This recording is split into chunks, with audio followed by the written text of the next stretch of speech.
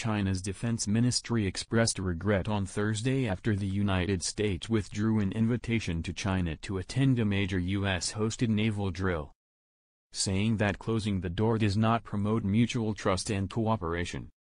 The Rim of the Pacific exercise, known as RIMPAC and previously attended by China, is billed as the world's largest international maritime exercise and held every 2 years in Hawaii in June and July. RIMPAC enabled the armed forces of the world's 2 largest economies to directly engage with each other. It was viewed by both countries as a way to ease tensions and reduce the risk of miscalculation should they meet under less friendly circumstances. The Pentagon said the withdrawal of the invitation was in response to what it sees as Beijing's militarization of islands in the disputed South China Sea, a strategic waterway claimed in large part by Beijing.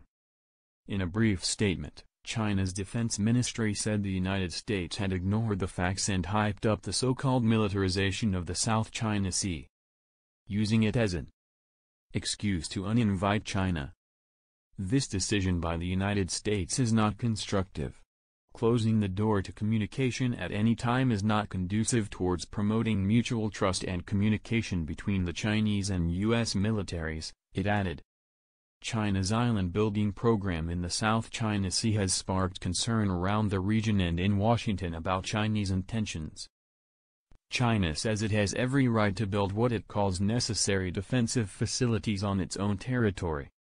Irresponsible remarks over the weekend. China's Air Force landed bombers on islands in the sea as part of a training exercise, triggering concern from Vietnam and the Philippines. The ministry reiterated that its building of defense facilities was to protect the country's sovereignty and legitimate rights, and had nothing to do with militarization. The United States has no right to make irresponsible remarks about this, it added. Being invited or not cannot change China's will to play a role in protecting peace and stability in the Asia-Pacific region, and cannot shake China's firm determination to defend its sovereignty and security interests.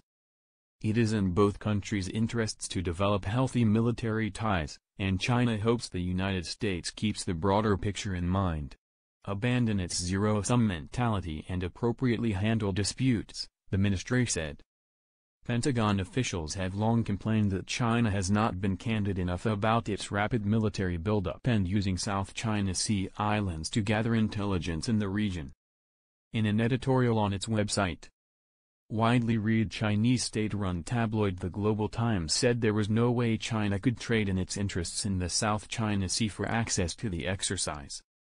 If the U.S. military increases its activities in the South China Sea, then our side will need to further strengthen its military deployments there, it wrote. Chinese officials have accused Washington of viewing their country in suspicious, Cold War terms. Speaking at a separate briefing, Chinese Foreign Ministry spokesman Lu Kang said China has sovereign rights in the South China Sea and it is not realistic for the United States to use this kind of action to try to coerce Beijing.